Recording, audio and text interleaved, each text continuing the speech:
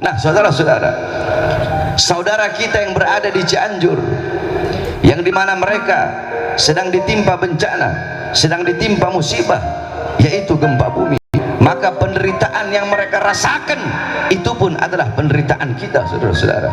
Air mata mereka yang tumpah, yang jatuh, itu pun air mata kita. Darah mereka itu pun darah kita. Penderitaan mereka, penderitaan kita. Rasa sakit mereka, rasa sakit mereka, rasa sakit kita. Mereka yang kehilangan harta benda sama seperti kita kehilangan harta benda kita. Mereka anak-anak yang kehilangan orang tua yang kehilangan anak sama seperti kita kehilangan anak-anak kita, dan kita kehilangan orang tua kita. Mereka para istri yang menjadi janda yang kehilangan suaminya, suami yang kehilangan istrinya, sama seperti kita kehilangan istri kita, dan istri kita kehilangan kita, saudara-saudara. Yakni penderitaan mereka, penderitaan kita, rasa sakit mereka, rasa sakit kita, kehilangan yang mereka rasakan itu pun adalah kehilangan kita, itu pun adalah rasa kehilangan kita, saudara-saudara. Oleh karenanya kita doakan agar saudara-saudara kita yang khususnya berada di Cianjur, mudah-mudahan Allah angkat segala macam bala, Allah angkat segala macam musibah, Allah angkat segala macam bencana yang menimpa saudara-saudara kita yang di Cianjur khususnya dan umumnya. Allah angkat segala macam musibah bencana yang terjadi di negara kita tercinta, yaitu negara Kesatuan Republik Indonesia, saudara-saudara. Hadirin sekalian yang dimuliakan oleh Allah Subhanahu wa taala, pasti kita bertanya-tanya, apa sebab terjadinya gempa bumi di negara Kesatuan Republik Indonesia yang sangat kita cintai ini? Padahal Indonesia adalah negerinya para aulia, negerinya orang-orang soleh, negerinya para ulama. Banyak paku-paku bumi di negara Kesatuan Republik Indonesia. Sebelum-sebelumnya di Lombok gempa bumi, di Palu gempa bumi sama dengan tsunami. Nah, sekarang di Cianjur gempa bumi. Lombok adalah kota 1000 masjid, Lombok kotanya para wali, kotanya para ulama, Palu kotanya para ulama, Cianjur juga kota para ulama, kota para santri. Tetapi kenapa Allah berikan musibah? Kenapa Allah berikan bencana? Saudara-saudara sekalian yang dimuliakan oleh Allah, jangankan di Indonesia, Makkah paling mulianya kota, kota kelahiran Nabi Muhammad SAW, kota yang dimana di kota tersebut dilahirkan makhluk yang paling mulia, makhluk yang paling agung, makhluk yang paling suci, yaitu baginda Nabi besar Muhammad SAW. Makkah pun pernah dilanda gempa bumi, saudara-saudara, sebagaimana dalam hadis yang diriwayatkan oleh Imam Ad-Darul Qutni dan diriwayatkan juga oleh Imam Bukhari Muslim. Perawinya berbeda, setiap riwayat maka nama gunung berbeda-beda. Riwayat Bukhari Muslim diriwayatkan bahwasanya gunungnya adalah gunung Uhud, tetapi riwayat Imam Ad-Darul Qutni gunung tersebut adalah gunung Thabir. Nah, saudara-saudara sekalian yang dimuliakan oleh Allah, ketika gunung tersebut gempa bumi, batu-batunya berjatuhan, di atas gunung tersebut ada Rasulullah, ada Sayyidina Abu Bakar As-Siddiq, Sayyidina Umar bin Khattab, dan Sayyidina Utsman ibn Affan. Ketika gunung tersebut mulai bergoyang, Nabi Muhammad meletakkan tangan sucinya di atas gunung tersebut, dan Nabi Muhammad berkata, belum saatnya bagimu, belum saatnya bagimu, berhentilah berguncang, ketahuilah di atas engkau ada seorang Nabi, maksudnya Nabi Muhammad, ada seorang As-Siddiq, maksudnya Sayyidina Abu Bakar As-Siddiq, dan ada 2 orang syahid, maksudnya Sayyidina Umar bin Khattab dan Sayyidina Utsman bin Affan. Seketika itu juga gunung tersebut mentaati perintah baginda Nabi besar Muhammad dan berdiam dari guncangannya. Ketika gunung tersebut berhenti berguncang, maka Rasulullah bertanya kepada para sahabat, dosa apa yang telah kalian lakukan, maksiat apa yang telah kalian lakukan, sehingga gunung ini bergoyang, bergetar karena takut kepada Allah Subhanahu wa taala. Bahkan di zaman Sayyidina Umar bin Khattab, idza zulzilatil Madinah, ketika Madinah ditimpa gempa bumi, khataba Umar bin Khattab amaman nas. Sayyidina Umar bin Khattab beliau berkhutbah di hadapan manusia. Asra'tum wa ahdastum, kata beliau, sungguh cepat kalian, sungguh cepat apa yang kalian lakukan, sungguh cepat apa yang kalian perbuat, sehingga yang kalian lakukan dan kalian perbuat mengundang bencana dari Allah, yaitu gempa bumi. Kata beliau, wallah, demi Allah, apabila besok ada gempa susulan, demi Allah, aku tidak lagi ingin tinggal dengan kalian, aku aku akan lari dan tidak akan tinggal bersama kalian. Di zaman Sayyidina Umar bin Abdul Aziz, ketika itu ditimpa gempa bumi, maka beliau mengirim surat kepada para gubernur-gubernur. Beliau panggil gubernur-gubernur tersebut untuk datang. Ketika para gubernur datang, beliau berkata, maksiat apa yang telah kalian lakukan, perbuatan dosa apa yang telah kalian perbuat, ketaatan apa yang kalian tinggalkan. Sungguh demi Allah, ini Allah tegur kita semua. Oleh karenanya, keluarkan harta kalian di jalan Allah Subhanahu wa taala untuk menghilangkan segala macam bala, musibah dan bencana. Seketika itu pun beliau memerintahkan para gubernur untuk mengeluarkan hartanya di jalan Allah Subhanahu wa taala. Kemudian Sayyidina Ka'ab ibn Malik, beliau berkata bahwasanya tidaklah gempa bumi tersebut terjadi melainkan terlalu banyak dosa-dosa dan maksiat yang hamba-hamba lakukan di atas muka buminya Allah, sehingga bumi tersebut takut, bumi tersebut gemetar kepada Allah, sehingga karena gemetarnya, karena rasa takutnya, sehingga bumi tersebut berguncang, saudara-saudara. Kemudian Sayyidina Anas bin Malik radhiyallahu anhu pernah bertanya kepada Sayyidatuna Aisyah radhiyallahu anha akan pendapatnya tentang gempa bumi. Apa jawab Sayyidatuna Aisyah radhiyallahu anha? Beliau menjawab, tidaklah gempa bumi terjadi melainkan tiga perkara ini telah merajalela. Apa tiga perkara tersebut? Apabila tiga perkara ini telah merajalela, apa perkara tersebut? Yang pertama, kata Sayyidatuna Aisyah, idza istahalla zina, apabila perzinahan, apabila zina sudah dianggap sesuatu yang halal. Apabila orang sudah berzinah di mana-mana, pagi, siang, sore, malam berzina, yang tua berzina, yang muda berzina, yang kaya berzina, yang miskin berzina, orang-orang tidak lagi punya rasa malu kepada Allah Subhanahu wa taala. Para pemuda-pemudi berzina, para anak-anak muda, laki-laki, perempuan ciuman di pinggir jalan, mereka bergandengan tangan di pinggir jalan, mereka berzina, mereka melacur di pinggir jalan. Saudara-saudara, zina itu adalah dosa yang besar. Ada orang berzina secara sembunyi-sembunyi, ada orang berzina secara terang-terangan. Akan tetapi perlu engkau ketahui bahwasanya dosa orang berzina secara terang-terangan itu lebih besar daripada dosa orang berzina secara sembunyi-sembunyi. Coba kita lihat anak-anak muda kita, para pemuda-pemudi kita di pinggir-pinggir jalan, saudara-saudara, di pinggir-pinggir jalan malam tahun baru, apalagi malam Valentine, yang paling banyak berzina, yang paling banyak melacur di Indonesia bukan orang Kristen, bukan orang Buddha, bukan orang Hindu, bukan agama lain, tetapi pemuda-pemudi Islam yang paling banyak melacur, yang paling banyak berzina, yang paling banyak berbuat dosa, yang paling banyak berbuat maksiat di Indonesia, saudara-saudara. Apabila pelacuran telah terjadi di mana-mana, wa istibahal khumur, apabila khamr telah dianggap hal yang dibolehkan, apabila khamr telah dianggap hal yang biasa, yakni khamr telah dianggap perkara yang biasa, orang mabok-mabokan pagi, siang, sore, malam mabok, yang tua mabok, yang muda mabok, yang kaya mabok, yang miskin mabok, narkoba di mana-mana, mabok di mana-mana, khamr di mana-mana, di pinggir jalan orang menenteng minuman keras, tidak lagi punya rasa malu. Khamr bukan lagi hal yang tabu, seakan-akan minuman keras tersebut, seakan-akan minuman syaitan tersebut adalah perkara yang dihalalkan, saudara-saudara. Nah, perzinahan merajalela, perzinahan di mana-mana, khamr di mana-mana, wadarabu bil ma'azif.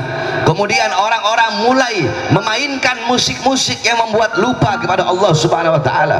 Saya perhatikan orang-orang zaman sekarang, pagi, siang, sore, malam sibuk dengan handphonenya, saudara-saudara. Alhamdulillah, saya bersyukur kepada Allah.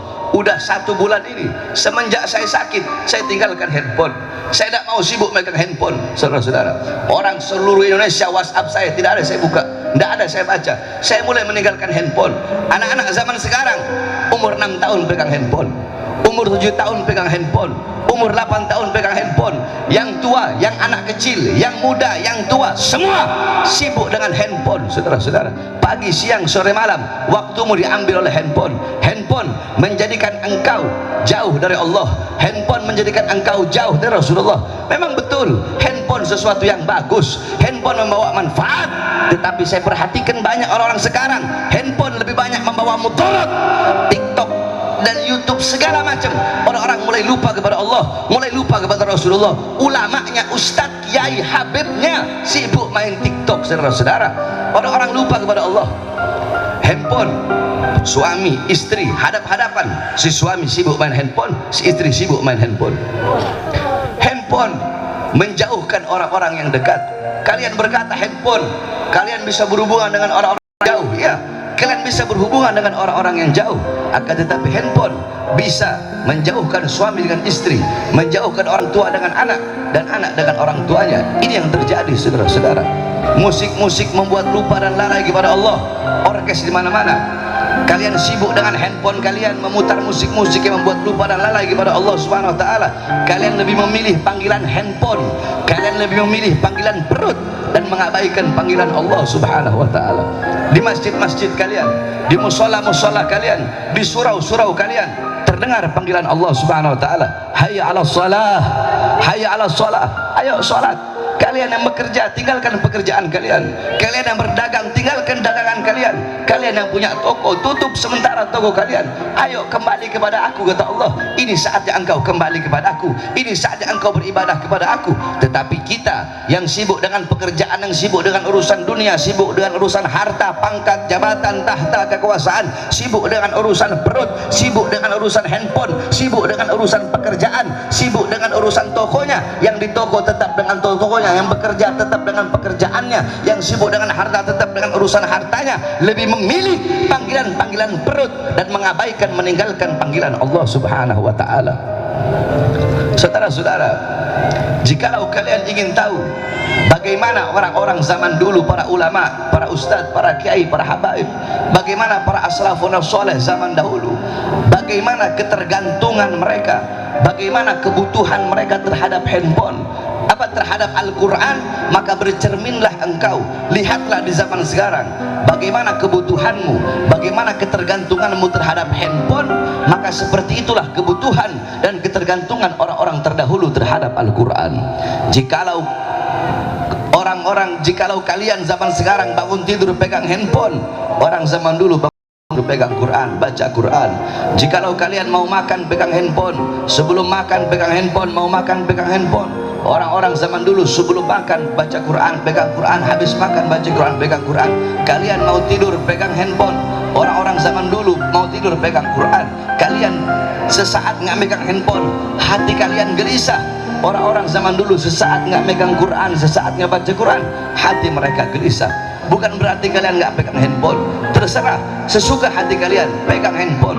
Akan tetapi jangan sampai handphone atau apapun itu, mau handphone, mau harta, mau pangkat, mau uang, mau jabatan, mau perempuan, mau tahta, mau kekuasaan, apapun yang membuat engkau jauh dari Allah, perkara apapun, sesuatu apapun, hal apapun yang membuat engkau jauh dari Allah, maka tinggalkan sesuatu itu, tinggalkan perkara itu. Membuat jauh dari Allah, tinggalkan. Apalagi sesuatu itu, hal itu, perkara itu bisa memutuskan hubunganmu dengan Allah dan dengan Rasulullah SAW. 3 hal. Yang pertama, perzinahan di mana-mana, pelacuran di mana-mana, khamr di mana-mana, narkoba di mana-mana, musik-musik yang membuat lupa dan lalai kepada Allah di mana-mana. Apabila 3 perkara ini, 3 hal ini telah merajalela, maka apa kata Allah kepada bumi? Wahai bumi, guncanglah mereka. Wahai bumi, guncanglah mereka. Wahai bumi, berguncanglah engkau, bergoyanglah engkau. Apabila mereka bertobat setelah engkau berguncang, yakni maksudnya setelah adanya gempa bumi, orang-orang bertobat kepada Allah, berhentilah kata Allah. Wahai bumi, berhentilah berguncang kalau mereka bertobat. Kalau mereka kembali kepada aku, berhentilah berguncang. Akan tetapi setelah engkau berguncang, mereka tetap dengan perbuatan dosa mereka, mereka tetap dengan perbuatan maksiat mereka. Setelah diberi peringatan, mereka masih tetap meninggalkan kewajiban, meninggalkan rasa taat dan melakukan maksiat, maka guncanglah mereka, goyanglah mereka, hancur leburkan mereka sampai mereka binasa, wahai bumi. Oleh karenanya saudara-saudara, apabila ada gempa bumi di mana-mana, ada tanah longsor, ada tsunami, ada bala, ada musibah, ada bencana, kebakaran, tsunami, tanah longsor, gempa bumi, jangan engkau bertanya kepada Allah Subhanahu wa taala, ya Allah, kenapa engkau berikan bala? Ya Allah, kenapa engkau berikan musibah? Kenapa engkau berikan bencana? Jangan engkau bertanya kepada Allah. Bukankah Allah berfirman dalam Al-Quran, yakni ma asabakum min musibatin fabima kasabat aidikum, apa-apa yang menimpa engkau daripada musibah, daripada bencana, itu akibat kerusakan-kerusakan yang kalian lakukan dengan tangan kalian. Ma asabaka min hasanatin famin Allah, wa ma asabaka min sayyi'atin famin nafsik. Apa-apa yang menimpa engkau daripada kebaikan, itu datangnya dari Allah, dan apa-apa yang menimpa engkau daripada keburukan, daripada bala, azab, bencana dan musibah, itu akibat perbuatan tangan kalian, itu akibat perbuatan diri kalian sendiri. Apabila ada musibah, ada bencana, ada azab, ada bala dari Allah, jangan engkau berkata, ya Allah, kenapa kau turunkan bala, kenapa kau turunkan musibah, kenapa air laut engkau tumpahkan di muka bumi, ya Allah, kenapa gunung engkau hancurkan, kenapa gunung engkau lulantahkan, kenapa engkau berikan gempa bumi, tanah longsor bagi kami. Jangan engkau sekali-kali bertanya kepada Allah, tapi tanyakan kepada diri kalian, tanyakan kepada engkau punya diri, tanyakan kepada diri kita, tanyakan kepada pemuda-pemudi kita, tanyakan kepada orang tua kita, tanyakan kepada para ulama, tanyakan kepada para ustadz, tanyakan kepada para kiai, tanyakan kepada para habaib, tanyakan kepada para penceramah, tanyakan kepada para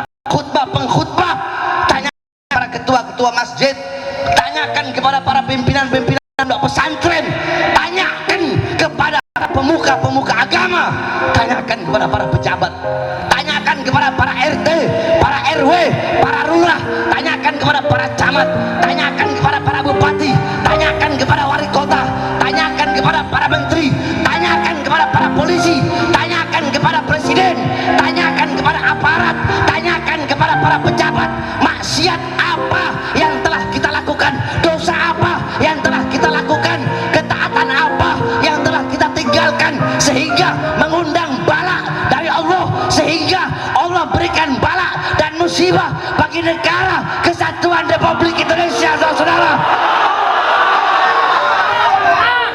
jangan engkau bertanya kepada Allah, tapi tanyakan kepada diri kita, tanyakan kepada para ulama kita, tanyakan kepada para pemerintah kita, perbuatan dosa dan maksiat apa yang telah pemerintah kita, yang telah ulama-ulama kita lakukan. Saudara-saudara, para ulama, para ustadz, para kiai, banyak para ustadz, para ulama, para kiai, para habaib, bukan sedikit, saya nggak mau bilang sedikit atau diantara, enggak, ini kenyataan, banyak ulamanya, ustadznya, kiainya, habibnya jadi ulama-ulama kontrak. Saudara-saudara, jadi ulama-ulama amplop, jadi kera-kera bersorban, jadi orang-orang yang menjual agama, jadi orang-orang yang menjual akhirat demi kebutuhan dunianya. Tujuan mereka bukan memakmurkan Islam, bukan menghidupkan Islam, mencari hidup dalam Islam, bukan menghidupkan dakwah, mencari hidup dalam dakwah, bukan menghidupkan pondok pesantren, mencari hidup dalam pondok pesantren. Covernya Islam, luarnya Islam, di dalamnya tujuan perut masing-masing, tujuan perut masing-masing. Sehingga kalau ada ulama, para ustaz atau kiai atau habaib yang tujuannya perut, maka nilainya di sisi Allah sama seperti dengan sesuatu dari perutnya. Saudara-saudara, tanyakan kepada para pejabat-pejabat, para pemerintah, dari RT sampai presiden, tanyakan kepada para perangkat-perangkat negara, sudahkah mereka memakmurkan rakyat, mensejahterakan rakyat, atau sebaliknya menyusahkan rakyat? Berapa banyak darah, keringat, harta rakyat yang mereka ambil, hak-hak rakyat yang mereka ambil, berapa banyak harta-harta rakyat yang mereka korupsi? Tanya kepada mereka, kepada para ulama dan para pejabat. Saudara-saudara, sehingga karena perbuatan-perbuatan dosa kita lah, bisa jadi bukan karena perbuatan dosa yang dilakukan oleh mereka yang ada di Cianjur, tapi gempa yang Allah berikan, musibah yang para saudara-saudara kita yang ada di Cianjur, bisa jadi itu akibat terlalu banyaknya perbuatan dosa dan maksiat yang saya, engkau, yang kita lakukan. Bisa jadi karena perbuatan dosa kita, saudara-saudara kita di Cianjur terkena atas dampak musibah, atas dampak daripada perbuatan-perbuatan dosa yang kita lakukan. Oleh karenanya, saudara-saudaraku sekalian yang dimuliakan oleh Allah, kembalilah kepada Allah Subhanahu wa taala. Bertobatlah saya, bertobatlah kita semua kepada Allah. Kembalilah kepada Allah Subhanahu wa taala. Jadilah kita hamba-hamba yang taat, yang patuh, yang tunduk kepada Allah. bersihkan hati kita dari kecintaan kepada duniawiyah, kepada harta, pangkat, jabatan, pujian orang, kepada kemasyhuran, kepada kejayaan dunia, dan kepada kemakmuran dunia. Kembalilah kepada Allah, takutlah kepada Allah. Jangan pernah engkau merasa aman dari azab dan siksa Allah Subhanahu wa ta'ala.